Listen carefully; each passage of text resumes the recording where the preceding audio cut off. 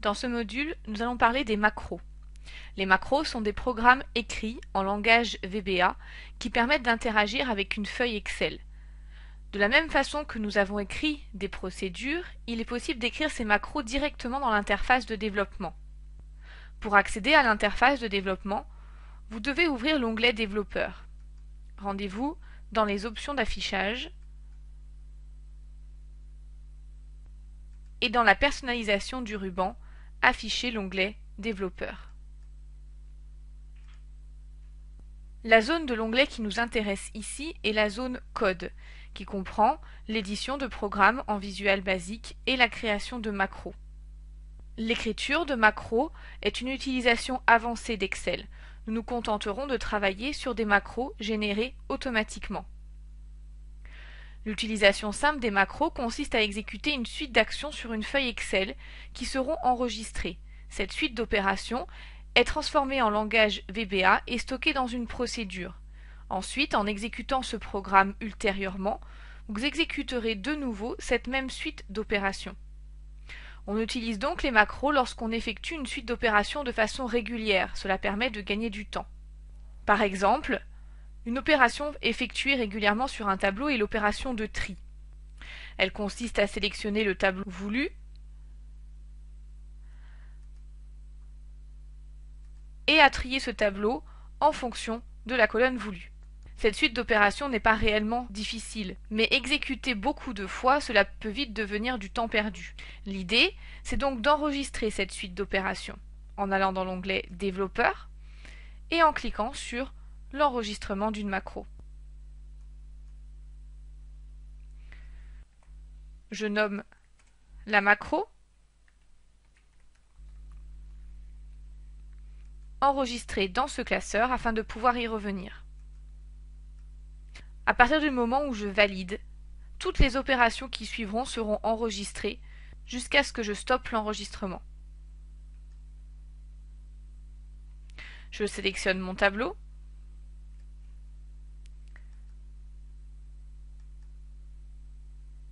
et je le trie par nom.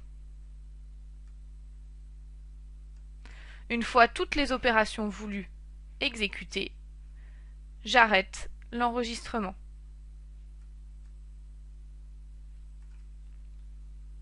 Pour faire la démonstration de l'exécution de la macro, je vais tout d'abord retrier le tableau avec une autre colonne.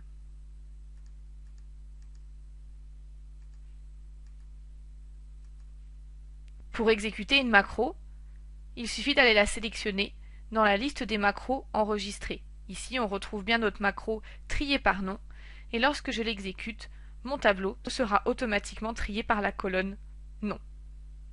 Pour les utilisateurs non avancés d'Excel, ce n'est pas très intuitif d'aller cliquer sur l'onglet développeur qui doit en plus être activé.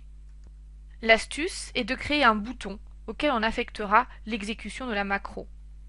Je vais par exemple insérer une forme automatique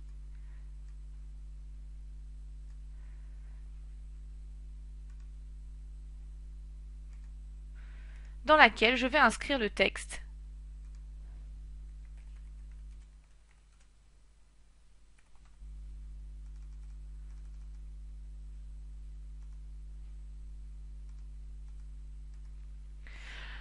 À l'aide d'un simple clic droit sur cette forme, j'utilise l'option Affecter une macro et je sélectionne la macro triée par nom. Ainsi, un utilisateur du fichier Excel n'aura qu'à cliquer sur le bouton pour exécuter la macro triée par nom. Pour faire cette démonstration, je vais retrier mon tableau par la colonne moyenne et cliquer sur le bouton Trier par nom. On voit bien l'exécution qui a été faite sur le tableau qui est de nouveau trié par prénom. Vous pouvez enregistrer vos macros avec des références absolues, qui est le mode par défaut. Les plages référencées sont alors des plages fixes. Sinon, vous pouvez sélectionner l'option des références relatives. Les plages de cellules sont exprimées en fonction de la position de la première cellule active. Démonstration sur un second exemple dans la feuille Macro Vacances. Ici, on souhaite pouvoir planifier les vacances et les déplacements de différents collaborateurs. L'ajout de vacances consiste à combiner plusieurs opérations de sélection de cellules, de fusion, de mise en couleur et d'insertion du mot vacances. J'ai au préalable enregistré l'ensemble de ces opérations dans une macro appelée congé.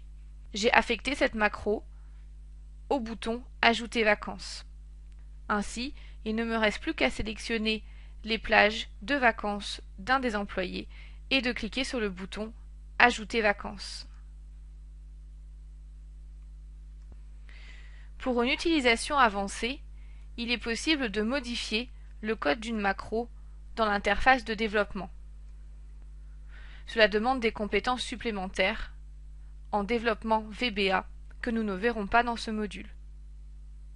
Enfin, on rajoutera simplement que lorsqu'on veut utiliser un fichier Excel avec des macros, il est important de l'enregistrer sous un type particulier.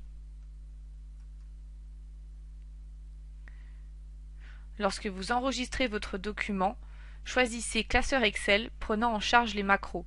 Si vous restez sur un fichier Excel classique, toutes vos macros seront perdues après l'enregistrement et la fermeture de votre fichier.